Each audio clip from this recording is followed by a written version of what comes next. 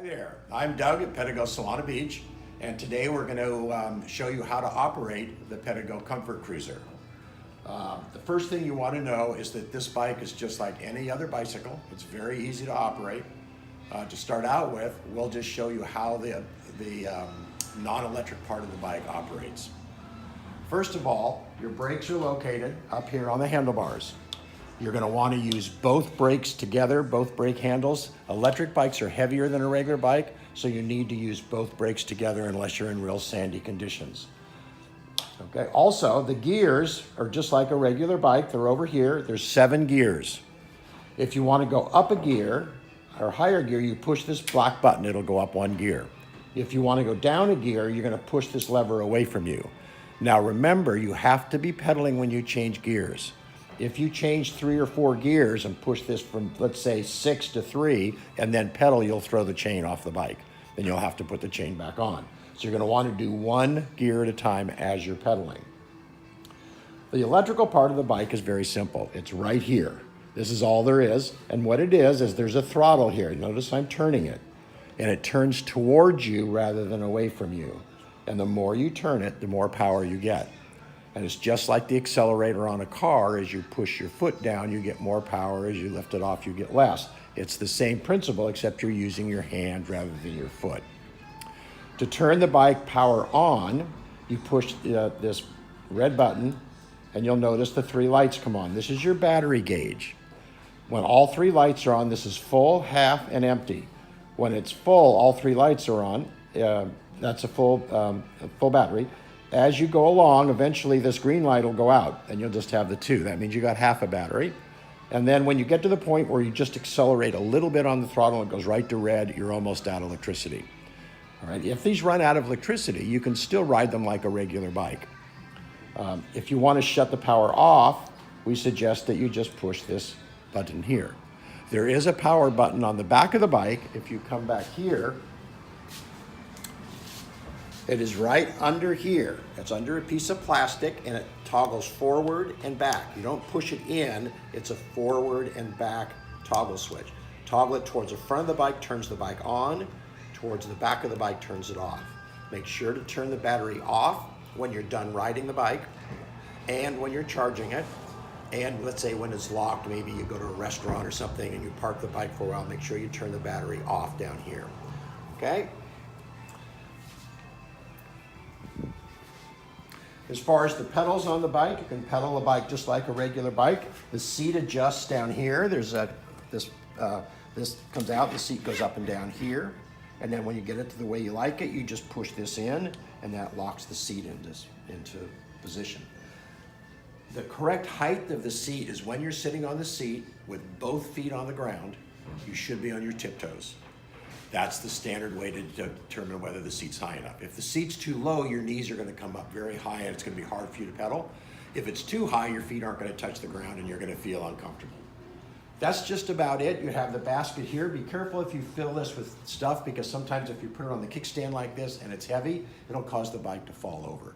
So make sure you take the stuff out of the basket before you put down the kickstand. Be sure you lock it no matter where you go. The lock is included with the bike, and the combination is listed in the paperwork agreement at the house. So once you get the combination, make sure you lock the bike. You are responsible if it gets stolen. That's it for operating the bike. Have fun, be careful in the bike lane, stay single file, and that's great. You're all set to go.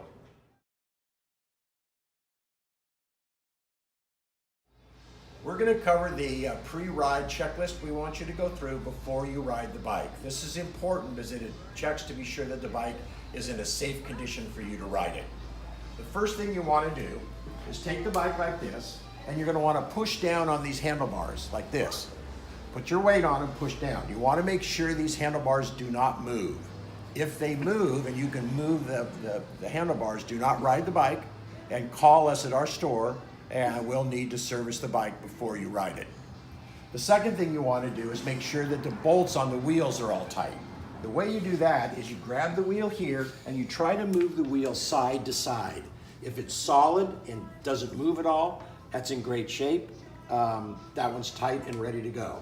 You're going to want to do the same thing back here to the back wheel. You're gonna wanna try to move it side to side, make sure it's good and tight. This is not moving at all, so that's good. That means the bolts are all tight.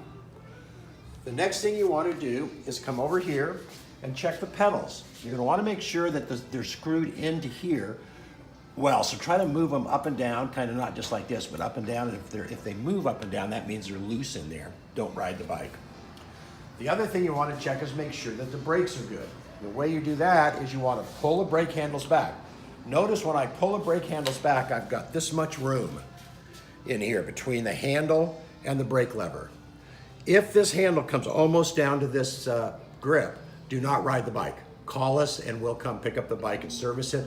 That means that it could impair the braking of the bike. And you want to do that on both front and back brakes. All right, that's about it for the brakes. For the you can always adjust the seat down here to right seat height, and then you should be ready to go. If by chance the chain does come off the bike, it's pretty easy to put back on. What you do is you put this derailleur, or this part right here, is gonna come all the way back here when it comes off. So you're gonna have to have somebody push it back down. Once you loosen the chain, put the chain on the bottom of the sprocket first, hold it there, and just slowly wind it back on, and it'll go right back on. Okay, if you have trouble with doing that, you can always call the store. Okay, that's it for the pre-ride, and go ahead and just make sure everything's good and it feels good. You're ready to go. Thank you.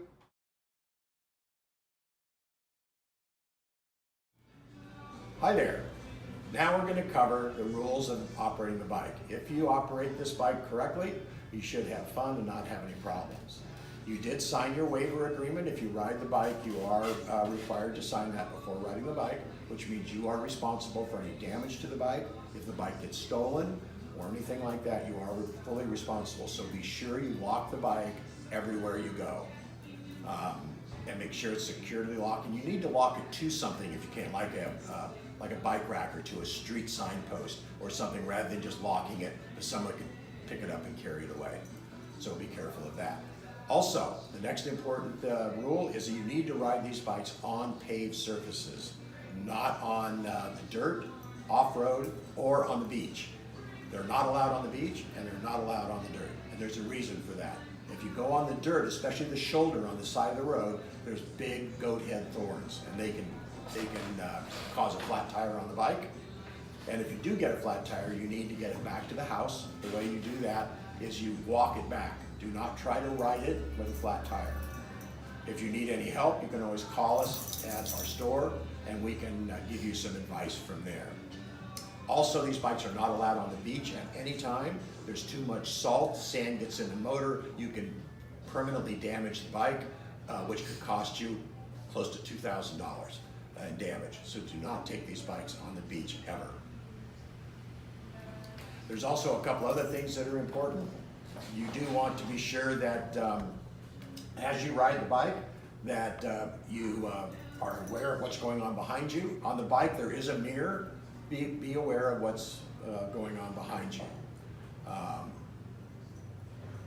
That's about it for the rules and regulations. You need to make sure that, when you get back from riding the bike, be sure that and you're ready to leave the house, get the garden hose outside and spray down the wheels, the frame, and the bottom of the bike, all around here with fresh water, okay, because that rinses all of the salt off of it. And that's a good idea to kind of keep everything going. Be careful of what you put in the basket so the bike doesn't fall over. I think that's about it, and enjoy your stay and enjoy the bike. Thank you.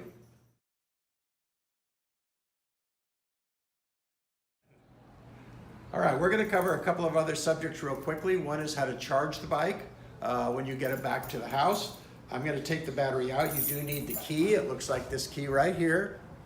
And it goes down here, and you put it in the lock, turn it, hold it, because if you don't, it'll come back. Hold it open, and then just give a little tug to the battery, and it'll come out. You want to pull it completely out, turn the battery over, and you're going to turn off the battery first before you charge it. You're going to move this little cover over, and you're going to plug the battery into that receptacle. When you do, the light will come on the battery, or on the charger. It'll be kind of a yellow color, and it'll orange, and it'll turn yellow when it's fully charged. If you have any questions or anything, give us a call. To put the battery back in the bike, you're going to take this, you're going to slide it in here until you hear it click. Once it clicks, you know the battery's locked in. And you don't need the key in there to put the battery in, just to take it out. There's locks or lights on the bike. The back light turns on here. You push this button here, and there's 4 or 5 different levels. You can kind of play around with the different levels. You should have this blinking during the day and solid at night. Hold this button down until the light goes out. Okay. The front light operates a little bit differently. The front light over here, you operate it right here. You push this button on the top. That turns the light on. There's 2 or 3 different ways to go. You want it with the top row and the bottom light on during the night, and just with the top row during the day. Okay, top row and the solid light at the bottom. Okay, and you want it solid on rather than blinking at night, and it does have a blinking setting during the day. Let's do the lock. You open the lock here. You pull this out. It unlocks here. You push the button to unlock it, push the button to lock it. You have to have the correct combination in to lock it, to unlock it. This should go around the frame of the bike here to a solid object like a bike rack or a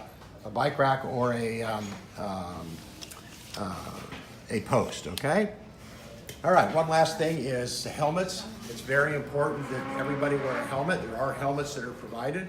If you're under 18, you have to wear a helmet by law. If you're over 18, you do not. But we suggest that everybody wear them. That's fine. You have the surfboard rack here. We're going to do a separate video on how to operate that. The bike will not have it on there when you get to when you go on the bike, but we'll show you how to add it on. I think that's about it. Thank you very much. Enjoy the bike.